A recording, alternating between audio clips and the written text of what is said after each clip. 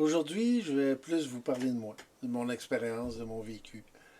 Comme je vous disais dans la vidéo précédente, j'ai 30 ans. Ça fait 30 ans que je joue à Dungeons and Dragons. Euh, Au jeu de rôle, je devrais dire, parce que j'ai joué aussi à Palladium. J'ai commencé avec Palladium.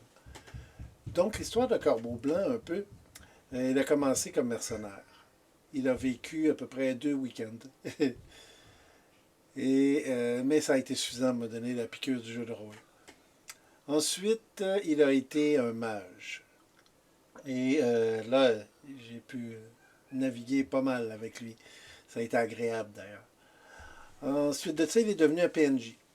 Corbeau Blanc est devenu le PNJ. Je l'ai utilisé comme un voleur. Je l'ai utilisé comme un marchand, comme un chef de guilde des voleurs, comme mage.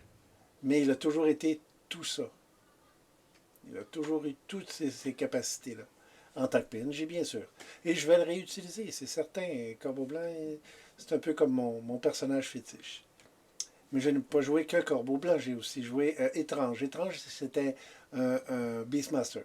Il avait un ours et un tigre. Et c'était vraiment agréable à jouer comme personnage. Surtout que là, c'est pas un personnage qui est armure et tout ce genre-là. Non, non, non, non. Un peigne, c'est suffisant. Mais ça a été agréable à jouer aussi. Ce n'est pas l'être le plus civilisé qui était. Ça a été agréable de jouer ça, un côté qui n'était pas comme dans les normes, si on peut dire. J'ai joué d'autres sortes de personnages, mais c'est surtout dans Palladium, c'est ce que je vous parle. Du côté Dungeons and Dragons, j'ai joué à l'édition, je crois que c'était la deuxième édition.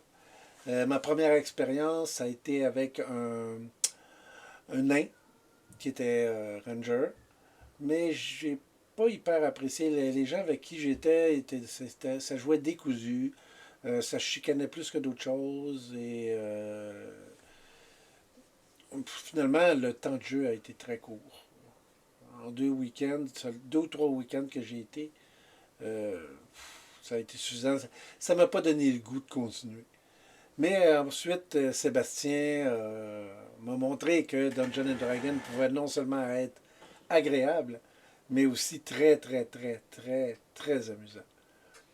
Et il y a Ghislain qui a repris aussi le flambeau pour... de temps en temps, il faut bien que les DM puissent jouer aussi. Et il fait un très bon travail. Il a fait des erreurs, il va en faire d'autres. Sébastien aussi, et moi aussi.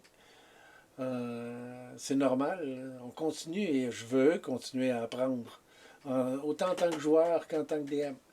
Mais je vais essayer de vous transmettre ce que j'ai appris moi déjà. Si ça peut vous aider à grandir plus vite, eh bien, ça me fera plaisir.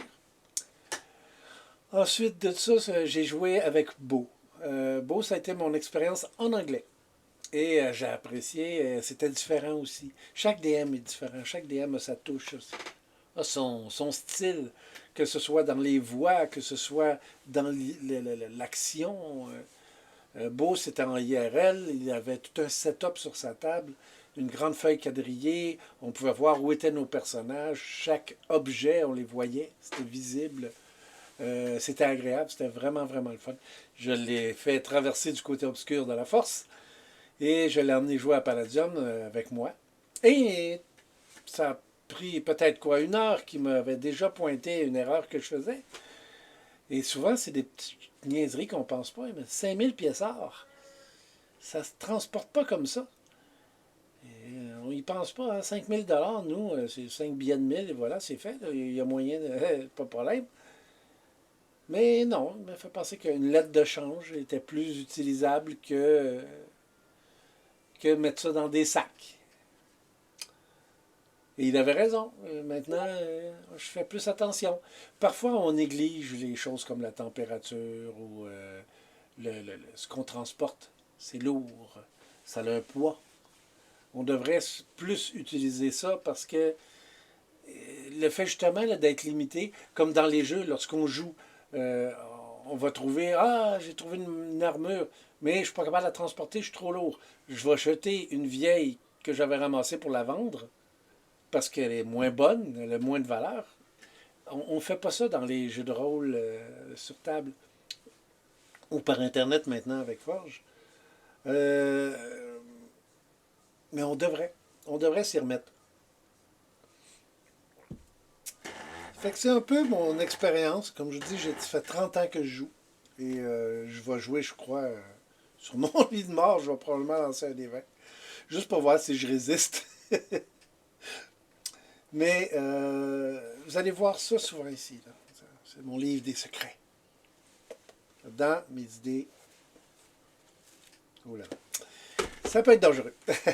J'espère que vous allez être en grand nombre à me donner vos commentaires. J'en ai besoin des commentaires, des bons, des mauvais. C'est pas ça qui est important. Si je veux grandir, si je veux m'améliorer, je dois savoir qu'est-ce qui cloche autant que qu'est-ce qui va bien. Fait que n'oubliez pas, si le DM vous dit il y a une mouche, tue la mouche. On se revoit bientôt. Au revoir.